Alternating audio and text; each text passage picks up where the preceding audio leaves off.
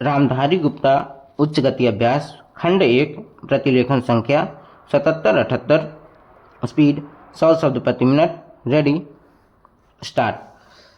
महोदय, इस समय भारतवर्ष के सामने बहुत प्रकार की जटिल समस्याएं हैं और यह ऐसा समय है जब सबसे यह अपेक्षा की जाती है कि आप सदा भारत की सुरक्षा और उसकी उन्नति के लिए कटिबद्ध होंगे।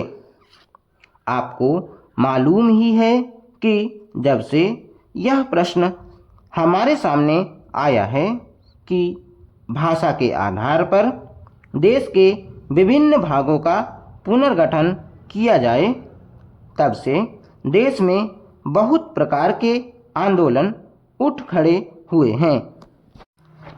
सरकार ने जनता की इच्छा और मांग को देखते हुए उसके लिए एक विशेष आयोग नियुक्त किया और यह आशा की जाती थी कि उसकी जो कुछ भी सिफारिशें होंगी वे सबको मान्य होंगी और आपस के मतभेद के लिए कोई स्थान न होगा।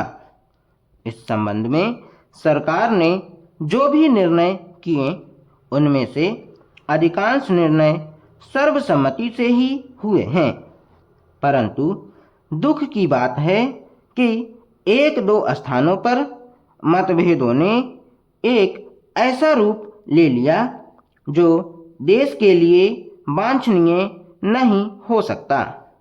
दुर्भाग्यवश आपका यह क्षेत्र भी उन क्षेत्रों में से एक है। मुझे इस बात की बहुत प्रसन्नता है कि आपने भारत सरकार के साथ सदा सहयोग करने और हर प्रकार से उसके निर्णय को मानकर देश के सुगठित प्रशासन में हाथ बटाने का विश्वास दिलाया है।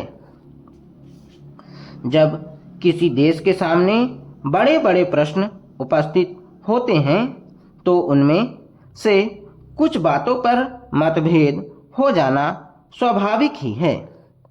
इस युग में जब हम सब काम जनता की सम्मति से करना चाहते हैं और हमारी सरकार भी जनता की बनाई हुई है, तब यदि कहीं मतभेद हो जाए तो उसमें उतावलापन करने की कोई गुंजाइश नहीं रहती, क्योंकि विरोध प्रदर्शन करने के लिए आपके पास पर्याप्त समय है।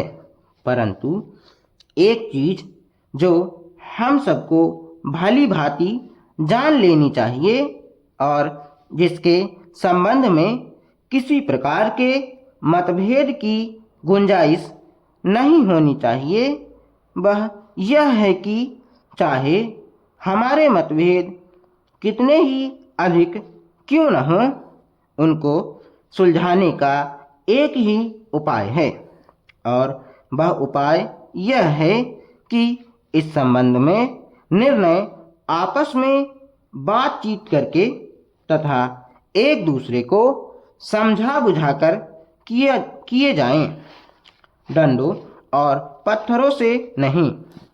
हमने अंग्रेजों के विरुद्ध भी, जिन्होंने इस देश को 200 वर्षों तक अपने अधीन रखा, डंडे और पत्थर उठाना गलत समझा और नहीं उठाया।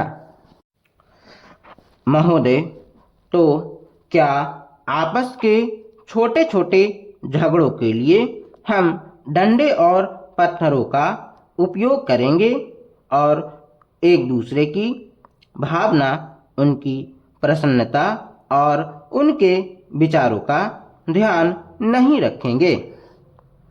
मैं जानता हूँ कि जिस समय इस योजना के विषय में विचार हो रहा था और रुपए पैसे की कमी के कारण कुछ लोगों को इस बात का संदेह था कि इसको किया जाए या नहीं, उस समय राजस्थान और मध्य भारत ने करोड़ों रुपए जमा करके अपना उत्साह प्रदर्शित किया। इससे लोगों में केवल उत्साह को ही प्रोत्साहन प्राप्त नहीं हुआ, बल्कि उनमें सहयोग की भावना का भी विकास हुआ। क्योंकि इतना बड़ा काम यदि ऐसी भावना पर नहीं तो और किस भरोसे पर हाथ में लिया जा सकता था।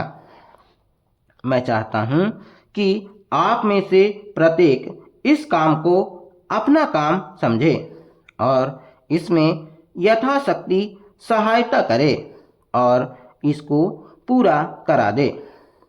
कल मैंने सुना और मुझे यह देखकर प्रसन्नता भी हुई है कि आप लोगों ने यहाँ पर किसी एक ही स्थान से नहीं बल्कि सारे भारतवर्ष से आदमियों को बुलाया है और वे आकर काम कर रहे हैं। बहुधा ऐसा होता है कि ऊंचे ऊंचे पदों पर बड़े बड़े अधिकारी दूर दूर से आते हैं, पर जो काम कठिन समझा जाता है उसको स्थानीय लोग ही करते हैं।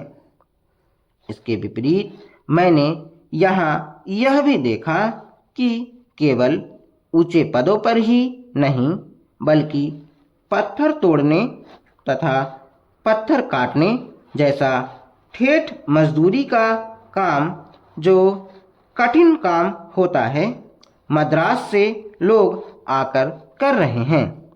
यह हर्ष की बात है। वे तो मजदूरी के लिए ही आए हैं, परंतु इतनी दूर से आने जाने में उनको सारे देश का ज्ञान हो जाएगा और जितने दिन वे यहाँ रहेंगे उनका यहाँ के लोगों से प्रेम और संपर्क पैदा हो जाएगा, जो सारे देश के लिए अत्यंत आवश्यक है। यह देश इतना बड़ा है और इसके निवासी इतने अधिक हैं कि जब तक सब राज्यों के लोगों का परस्पर थोड़ा बहुत परिचय कराने का विशेष प्रयत्न नहीं किया जाएगा, तब तक सबका सहयोग नहीं मिल सकता। हमारे पूर्वजों ने इस सारे देश को सदा ही एक माना और इसीलिए जब शंकराचार्य जी ने दिग्विजय की तो उन्होंने हिंदुस्तान के चारों कोनों में 4 मठ स्थापित किए। प्रत्येक स्त्री पुरुष के लिए चारों मठों का दर्शन करने का महात्म्य है।